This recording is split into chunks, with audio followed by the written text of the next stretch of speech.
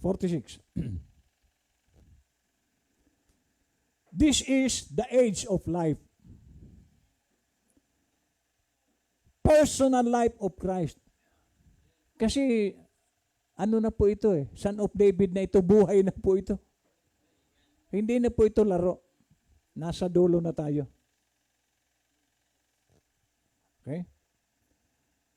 Where the chemical of his body, what was in him? First, under justification, the water. Okay. And we'll notice, okay, lampasan ko na po ito. Kasi hahaba.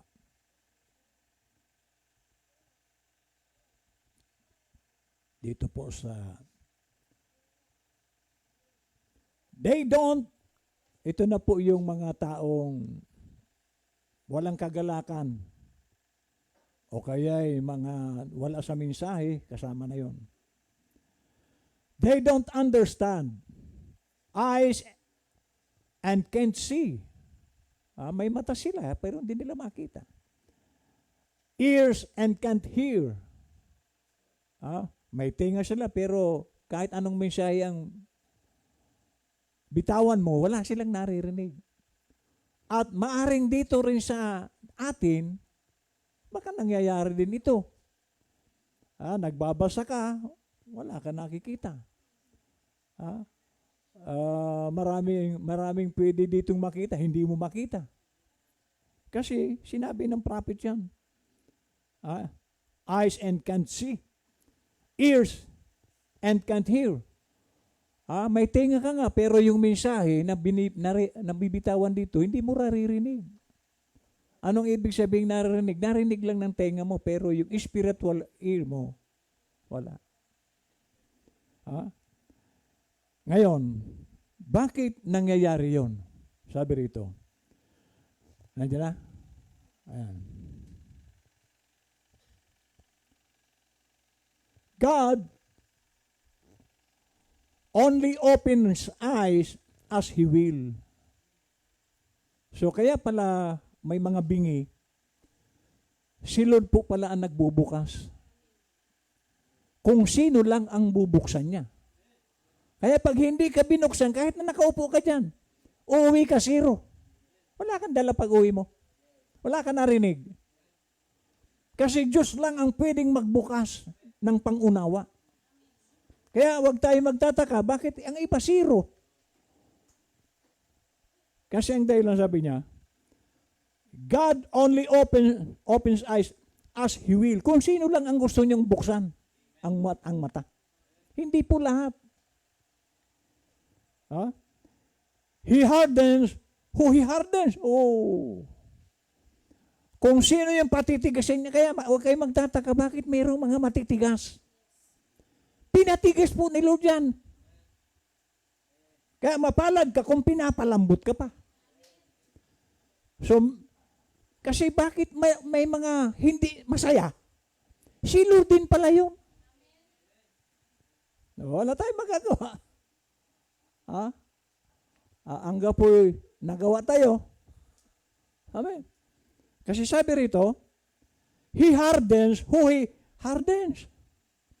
So pag pinatigas ka, ay kawawa ka. Kahit ano ang gawin mo, ganyan ka na lang. Kasi si Lord pala yung nagpapalambot ng puso. Amen. He wishes to and gives life to those who He desires to. O yun. So kung sino ang gustong bigyan ng buhay ng Panginoon, yun lang. That's what the Scripture said. O kaya, huwag tayo magtaka, bakit ito si ano? Ba't walang galak? Pinatigas ni Lord yan. O kaya huwag kayo magtaka mga kapatid kung mayroong mga matitigas. Si Lord pala ang nagpapatigas.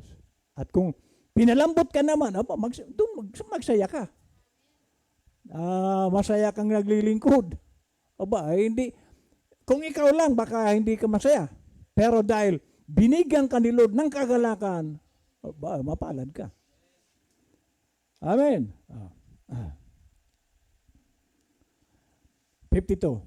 we find here that God has always had overcomers.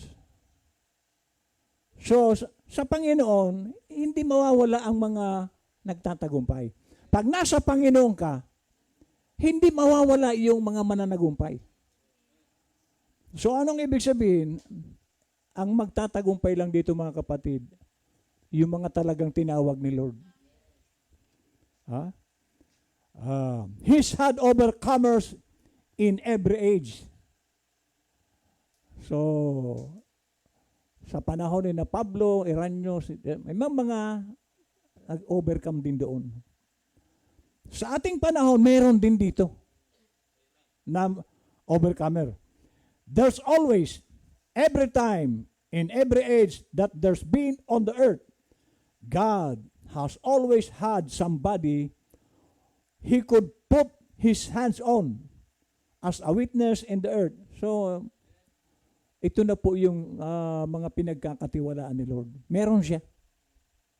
Pero, ulitin ko mga kapatid, hindi po lahat. At kung ikaw yon na pwedeng mapagkatiwalaan, mapalad ka. Dahil, si Lord po ang, ulitin ko, si Lord po ang naglalagay ng kagalakan natin. Amen. Kasi, hindi naman pwede kay Lord yung naglilingkod ka, hindi ka naman masaya. Amen. Ano, silbi no, naglilingkod ka, malungkot ka naman. Okay, so si Lord ang naglalagay ng kagalakan. Sabi niya, He's never been without a witness. Ayun. Anong witness? Nais niyang, alam niyo ba yung pagpapatotoo, witness? Nagpapatotoo ka sa mga ginagawa ni Lord sa buhay mo, sa pamilya mo, yung sabi ko nga sa inyo, ang patotoo mga kapatid, pag uwi mo pa lang, meron ka ng patotoo eh. Kung sensitibo ka, makikita mo yan. Amen. Biyernes to Biyernes. 7 araw, tapos wala kang patotoo. Di ba? Okay, sabi niya, ngayon, yung patotoo mo, nag-witness ka. Ito ang ginawa ni Lord sa aming buhay. Sa aking pamilya. Sa akin mismo. Amen? Though sometimes just one, but somebody overcome now. Okay. Tapos mamaya babalik po tayo doon sa ano. Ito. I believe that the church goes through the tribulation period. Yung church. Church organization. But the bride does not. So, magkakaroon po kasi, ngayon po, tribulasyon na ngayon. Pero ang bride, hindi niya matitikman. Yan ang kagandahan dito. Pero yung church, sabi niya, dadaan ng tribulasyon. Ano yung church? Yung wala naman sa mensahe. Dadaan po yan. Kaya nga, magpakasipag tayo sa pakikinig, sa fellowship, kasi para hindi po tayo dumaan ng tribulasyon. Kasi kung ikaw ay believer, true believer, hindi ka po dadaan ng tribulasyon. Pero kung ikaw ay patumpik-tumpik, walang sigla, dadaanan mo yan. Kasi hindi ka naman totoo. Dadaan ka sa tribulasyon. Ngayon, nagsample siya. Would you choose a woman you had to purify before you married her? See? Christ's bride is chosen and she is elected. And she is God's bride. The bride of Jesus Christ. Paano yan dadaan ng tribulasyon? Asawa ni Kristo yan. So kaya nga, iyan po ang pagsikapan natin, nakasama talaga tayo doon sa mga bride. Kasi ang church, dadaan po lahat yan ng tribulasyon. At itong panahon natin, tribulasyon po yan. Semi nga lang, hindi pa yan yung full. Okay, ngayon, gusto mong wag madamay dyan, magpakatotoo tayo. Okay. Sabi niya nito. And now he said, how you going to type that if that bride goes forth, goes up before she goes through the tribulation period? Said, I got scripture that shows you that the church is in the tribulation period. So ang church, but not the bride. Kaya nga, yan po ang ating, maging totoo tayo para hindi po tayo doon dumaan. He that believeth on me has everlasting life and shall not come into condemnation or the judgment, but has passed from death unto life. Ano sabi? Hindi ka dadaan sa hatol. Sino? Yung binigyan ni Lord ng everlasting life. Okay? O hindi ka dadaan ng judgment, but has passed from death unto life. Christ gave the promise that we would not even stand at the judgment. Hindi tayo, kung di ba, mayroong judgment, hindi tayo pupunta ron. Kasi ang i-judge lang ay mga unbeliever. Yung hindi totoo. Tayo po ang judge. Paano ka i-judge? Paano ka dadaan sa judgment? I-judge ka. Amen?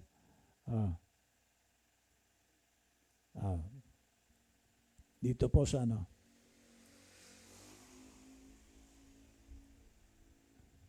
and then babalik tayo sa Bible. 64. Now, let's talk of a few overcomers for a few minutes. So, may magbabanggit po siya ng mga overcomers. In the days of Noah's time, which was type of Jesus Christ of being like today. In Noah's time, type of today, Jesus referred to it and said, as it was in Noah's time, so shall it be in the coming of the Son of Man. And Noah's time, so shall it be in the coming of the Son of Man. Notice, there were all that antediluvian world, perhaps of millions of people. There was 8 overcomers. Sa buong daigdig, ang overcomer lang 8. So, hindi po marami ang overcomer, mga kapatid. 8 people overcome. Sino yun? That was real, genuine overcomers. There was Noah's 3 sons and their wives, and Noah and his wife, 8 overcome, that entered the ark at the appropriate time. How did they do it? Paano nila nagawa ito? They listened to the word of God. Hindi po sila nagbingi-bingihan sa instruction. Nakinig talaga sila. Kung ano ang sinasabi ng Diyos, sumusunod sila. So, pero paano yan? Kung hindi ka naman sumusunod, dadaan ka ng tribulasyon, kapatid. They wasn't caught outside the door. They were caught inside the door. Bakit? Kasi si Lord na mismo ang nagsara ng pinto ng arko. Hindi sila. Amen? Now, ito sa, may tanong po dito ang propeta. Naniguro. How will I know then, Brother Branham, that I'm in there? Paano ko malalaman, Brother Branham, na nandoon ako? Paano tayo makasiguro na nandoon tayo? Sa sinasabi ng Bible. Anong sabi niya rito? Watch what kind of a life you are living. Tingnan nyo ang buhay nyo kasi ang pupunta lang sa langit, mga kapatid, karakter. So sabi niya, tingnan nyo kung anong klaseng buhay ang ibinubuhay nyo. Kasi nasa dulo na po tayo. Just look around. See if it's just live out of you automatically. Or do you have to strain and pull? See, then you're doing it. But don't try to do it. Did you ever try? doon. So, kumbaga sa ano, ang katiyakan ang nais na makita sa atin ng propeta. Ang pamumuhay, buhay, totoo. Kasi kung hindi, nagsayang lang tayo. Amen. O, hindi ko po ito mensahe. Binasa ko lang. Amen. O, balik tayo sa Bible.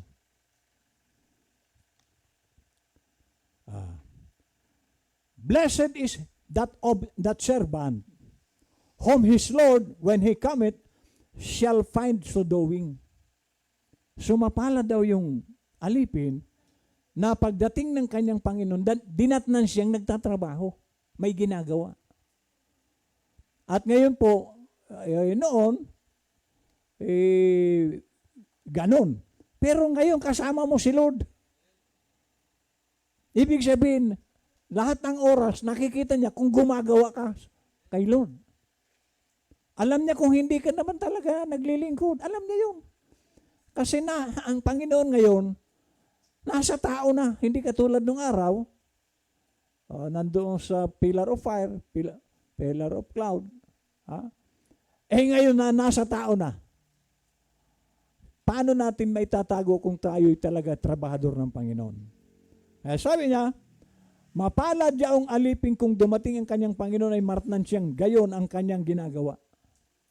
Meron siyang ginagawa, kapatid. 47.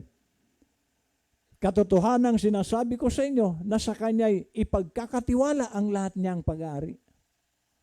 Biro mo magiging katiwala ka? Ano sa palagay nyo?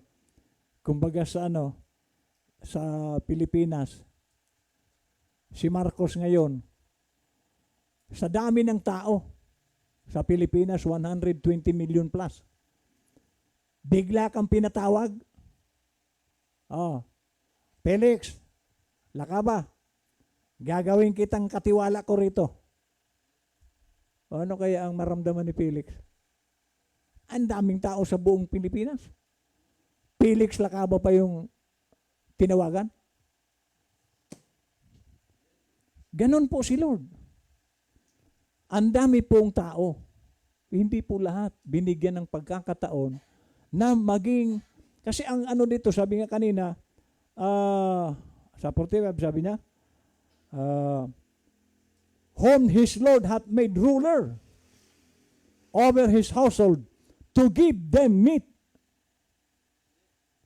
Anong klaseng meat? In due season. Iyan po yung mensahe ng panahon. Hindi po lahat binigyan. So kung ikaw ay pinagpala ka ng Panginoon na ibigay sa iyo ang mensaheng ito, mapalad ka. Hindi po lahat meron. Lahat ba son of David? Hanggang son of man at son of God lang sila. Hindi sila nakaakyat sa son of David. Hanggang Second Testament lang sila. Meron nga, tinitingnan ko dyan sa kasi ang pinaka-meeting po ngayon namin, magpadala ka na lang ng message mo. Sa chat na lang, mag-chat ka na lang kung gusto mo message. Nagbabasa ako ng mga chat nila. Ang isa ngayon sa naging kontrobersyang merong nag-post na tauhan yata ni Binluan yun or nag-post na mali ang Third Testament. Binakbakan siya ni Jerry. Alam mo naman yung si Pastor Jerry, ayaw niyo makakarinig ng mali. Inulan siya ngayon ng gusto mo niya, imbitahin mo ako mag-sharing tayo. So,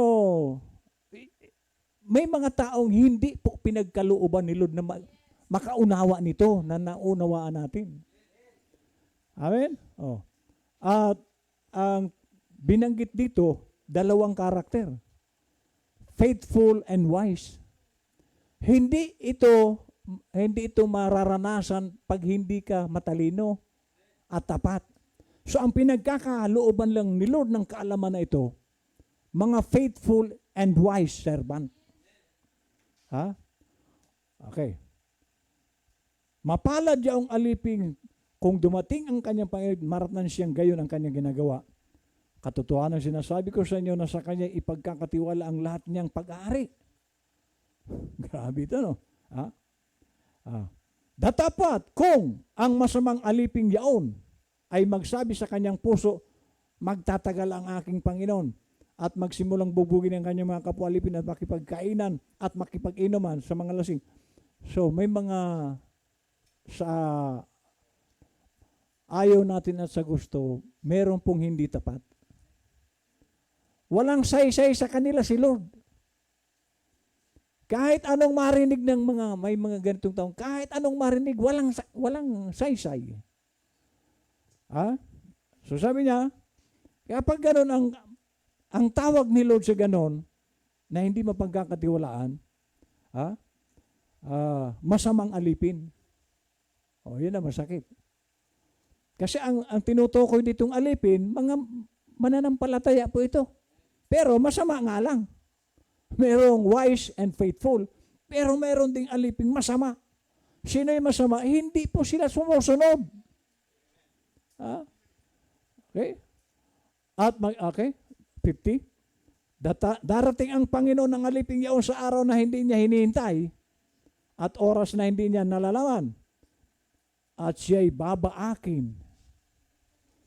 At isasama ang kanyang bahagi sa mga mapagpaimbabaw. Doon na nga ang pagtangis at pagngangalit ng mga ngipin.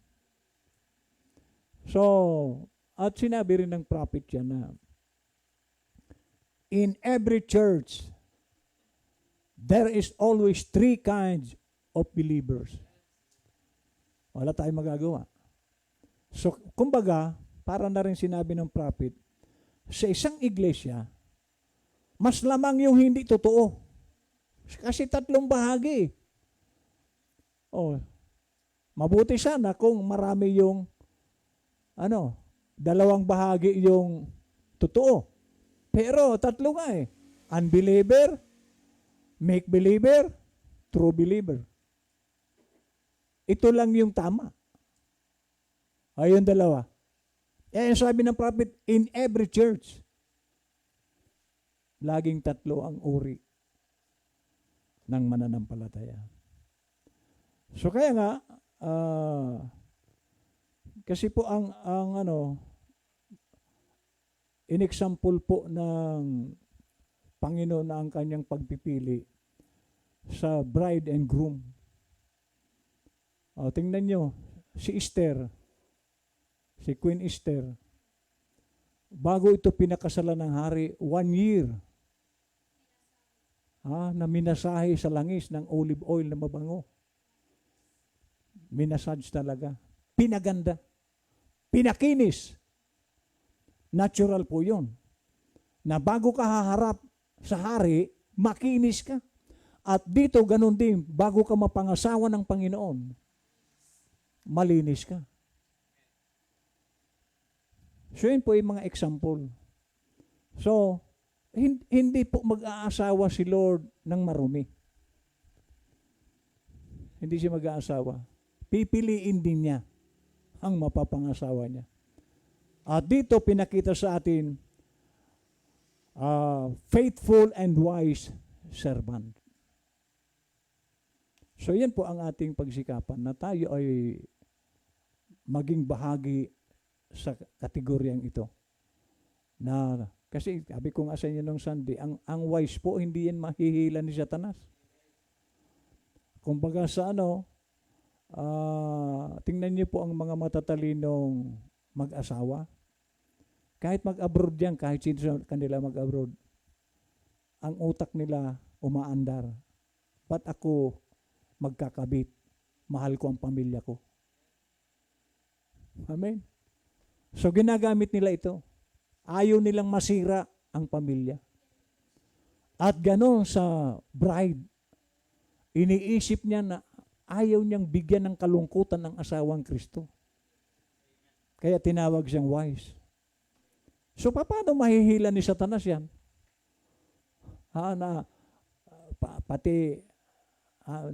Hindi mo na makita ngayon, Brother Felix, yung LM sa cellphone mo.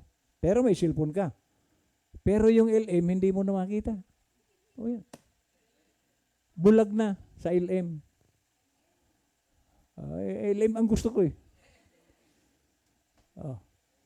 So, ang cellphone mga kapatid, alalahanin natin yan po ay science. Kay Satanas po yan. Pero kung wise ka, hindi mo yan gagamitin na ang napupuri si Satanas. Gamitin mo yan na mapapurihan si Lord. Kaya nga pag nanonood ka na dyan ng pangmundo, ay napupuri mo si Satanas. At ang masakit, kaya nga sabi ko doon sa Ambunaw, sa church, huwag kayong magbubukas ng cellphone dyan. Pwede kung Bible, or the table, or message, pwede. Pero yung iba, naglalaro eh. So, hindi nila naman, sabi ko nga sa inyo, ang impyerno nasa bulsa na ngayon. Hindi mo na kailangan hanapin ang impyerno. Nandyan lang sa bulsa. Pag nagkamali ka ng gamit niyan, dinala ka sa impyerno. Habang nanonood ka, nandun ka sa impyerno nun. Amen. So, nawa nakapagbigay po ito sa atin ng paalala uli na ang nais ni Lord ay isang mananampalatayang, sabi nga, overcomer, faithful and wise servant. God bless.